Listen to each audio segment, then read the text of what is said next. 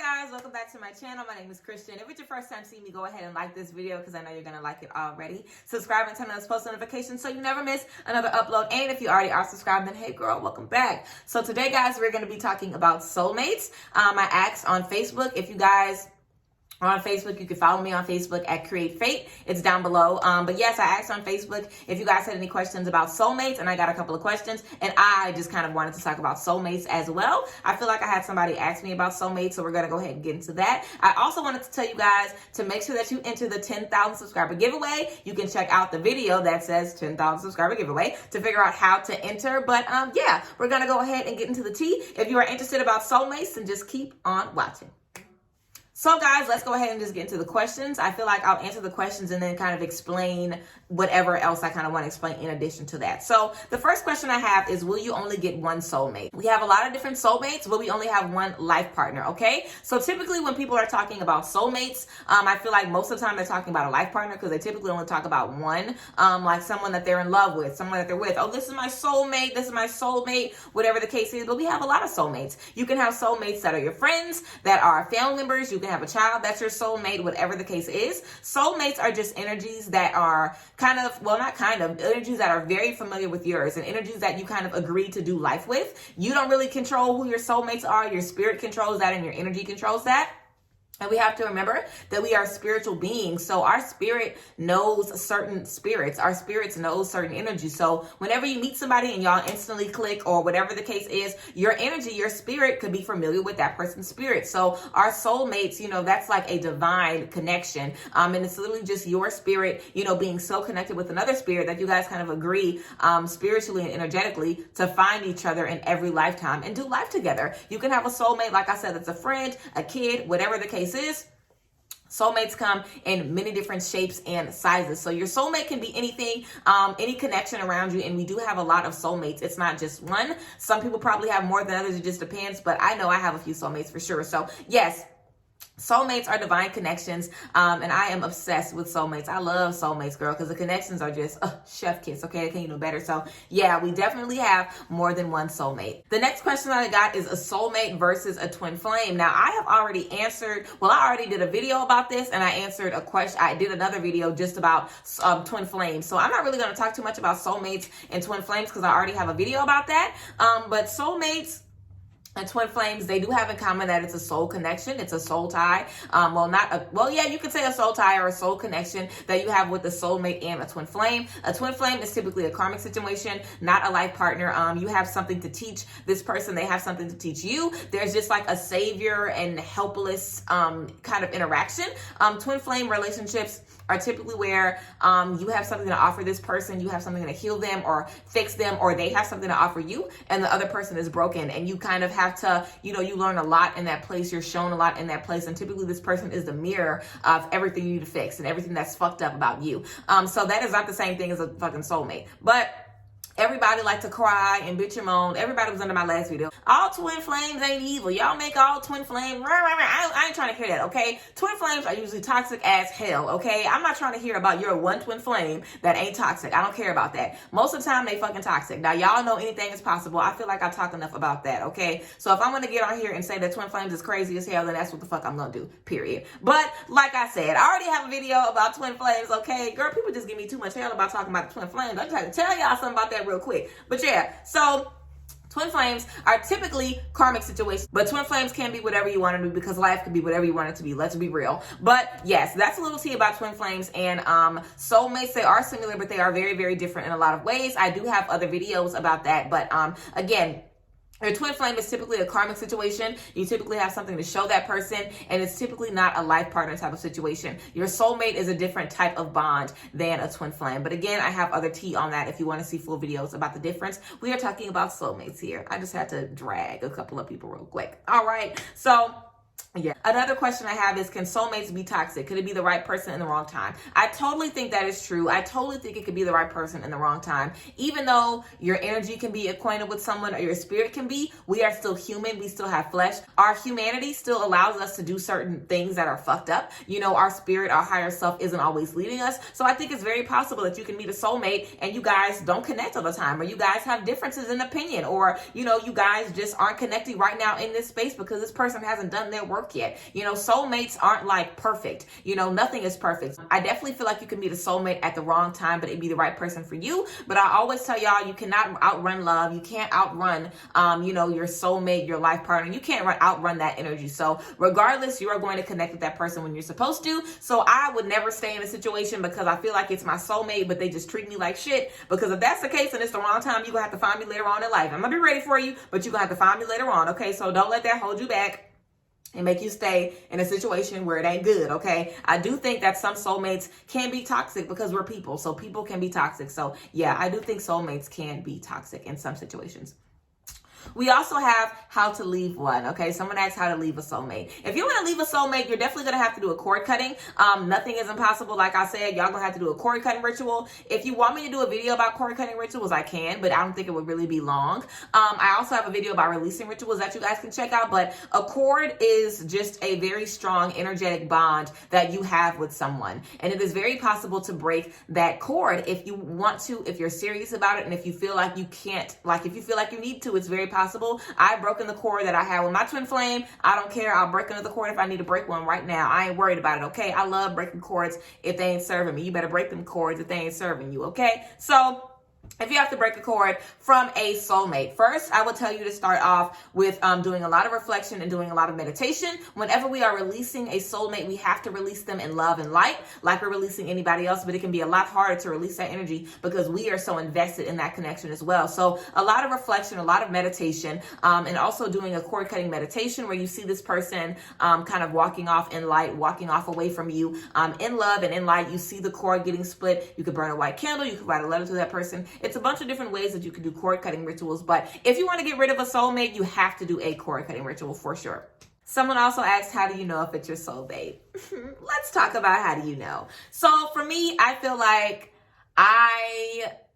okay, this is what I will tell y'all to do. I kind of set the intention that I don't fuck with nobody unless it is a soulmate. I kind of set the intention that unless it's magic, unless it sparks, unless it's a magnetic connection, that I'm not really going to get too invested, that I'm not going to fall head over heels, and I'm not going to really be into it that much. Because honestly, I love soulmate connections. Like once I first got into soulmate connections, or I just kind of understood what that is and what that felt like, I was like, oh my God, like a soulmate connection is literally so valuable and so important to your growth, to your development as a person. You can have a soulmate connection that can literally be more valuable than 20 regular friendships. Seriously, like soulmate connections are so valuable. So I try to set the intention that everyone I meet is going to serve my greatest good. They're going to have something to offer me. I'm going to have something to offer them. It's going to be a beautiful connection. It's going to be strong. It's going to be powerful. It's going to be transformative. And because I'm setting that intention, I typically meet a lot of soulmates and I attract that energy. And I also just try to kind of be the type of soulmate, or just be the type of person that I want to connect with. So I try to always vibrate on my highest frequency, like I always tell you guys to, so I'm able to attract that energy. But when you meet a soulmate, it's fucking perfect. Literally. Typically it is. When I meet a soulmate, I usually feel like I just click with this person really well. We share a lot of the same values. We have a lot of the same energy. Spiritually, we connect very well.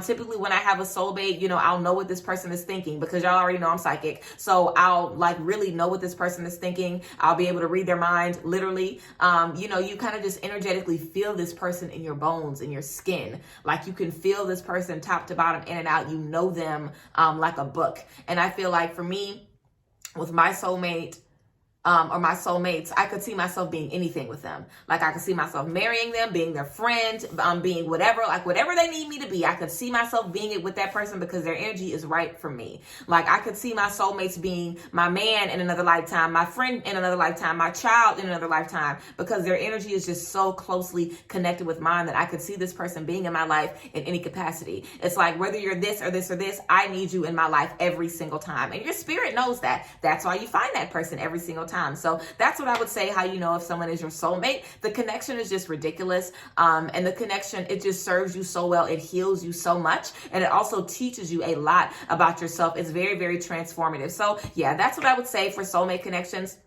And I would also tell you guys to not be afraid to set the intention that you're able to attract soulmates and you're able to attract your soul family. So yeah, I would say that. Also, someone asked me about your soulmate versus a soul tie. Now, soul ties, we can create soul ties. We can create soul ties by being in toxic relationships with people. We can form a soul tie with them. Sometimes when we have sex with people who have toxic energy, we can create a soul tie. If we allow someone in our space that shouldn't be there, that can form a soul tie. We can have soul ties in different ways, but some soul ties can be damaging, they can be toxic, they can really like harm us. So soul ties and soulmates are totally different. A soulmate connection is typically bliss. It's typically amazing. It's typically beautiful. Now, we do have some situations where we have soul contracts, where someone is supposed to teach us something or they're supposed to show us something and that's it. Those are connections as well, where you kind of, your energy is like, hey, we're gonna need to meet Billy and be around Billy for a little bit because Billy got to teach us about love. Billy got to teach us about patience. So you might be really connected to Billy only for a couple of months, but that's all he was supposed to do for you. That's a soul contract, okay? So there are different types of soul bonds, soul contracts, soul ties. But typically, if it's not a soulmate or a twin flame, sometimes a twin flame can be a life partner. Sometimes a soulmate, well, mostly soulmates are life partners typically. But unless it's like a soulmate or a twin flame that happens to be a life partner or a situation like that, then typically it's something that's supposed to be short-lived, like a soul contract or a soul tie, something that we form that we can easily break and easily walk away from. Well, not easily, but it's typically a lot easier than leaving a soulmate connection.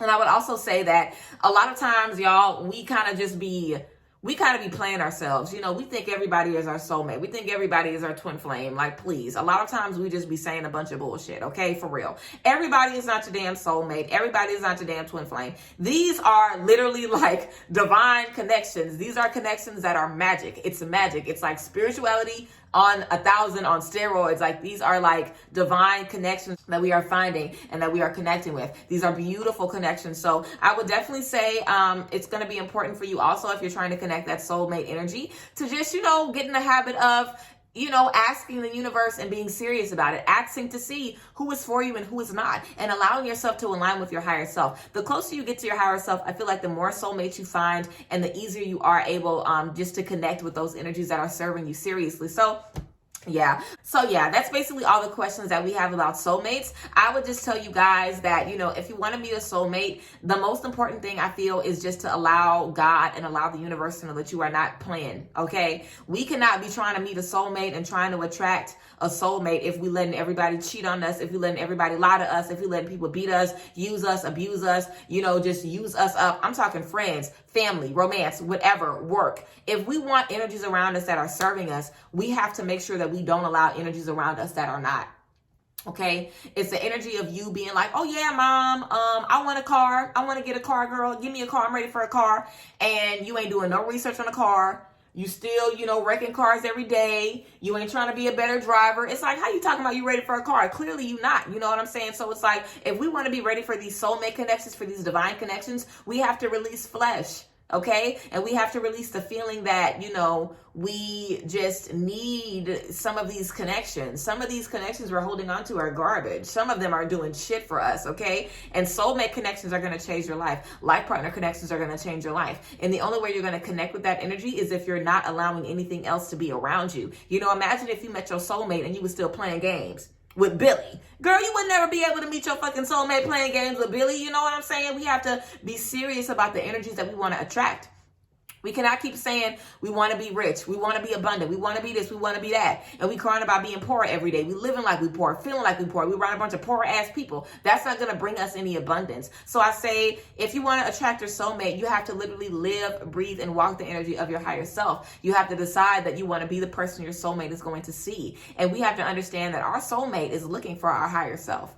Your soulmate is not looking for you covered in a bunch of bullshit, and you know what I'm saying? Like, your soulmate, like they're going to find you when they are ready, and you're going to find them when you are ready. It's a partnership thing. A lot of times we're like, oh, maybe they ain't ready for me yet, or maybe they ain't ready for me yet. Bullshit. Are you ready for them? Period. Okay, are you ready for them, motherfucker? So we have to make sure that we are doing what we need to do, so we are ready for these connections. We are not playing with ourselves. We are not playing with the universe. We are committed to doing the work, and we're committed to raising our vibration every day and choosing light every day, so we're able to meet these connections. And We ain't perfect. So it's like when we do have bad days, when we do experience bad things, we have to see the lesson in those experiences. We have to see, the reason behind those experiences. We just kind of have to allow ourselves to see life a little bit differently. And then we'll be able to fully attract, the energies that are waiting for us and the things that are coming to us because, money, abundance, love, like these are all things that are like divine. Like these aren't things that we gonna get when we playing games. Like these blessings that we're asking for are divine things that are unlocking and coming to us. And if we want to receive them, then we have to be a divine vessel ready to receive those things. So, we're human and God knows that we're human. The universe knows we're human, but we have to try our best. Okay. And ask yourself if you're trying your fucking best or if you're playing yourself. Okay. And I be playing myself sometimes too, but I know that where I'm going in the abundance that I want to attract, the love that I want to attract, I'm not going to be able to do it unless I am doing the work. So we have to commit to doing the work, and we have to commit to being a person that our soulmate can see and experience. And us doing the work and us manifesting and us visualizing our life with this person is going to prompt them to do the work as well. Because remember, your energy already knows each other. Your spirits already know each other. So you're going to be led to each other regardless. You both just have to be committed to doing the work. And you deciding to take the first step could be what that person's energy needs. You know what I'm saying? So focus on you, commit to doing the work, and you will find your soul family. You will find your life partner. You will find your soulmate. So yes, that is the tea that I have for you guys about soulmates. I hope you guys enjoyed this video. If there are any videos that you guys want to see, any suggestions that you have for me that you want me to make, leave them down below in the comment section. I love you guys as always. I will see you guys next time. And again, I hope you guys like this video. So bye guys. Blessed. Bye.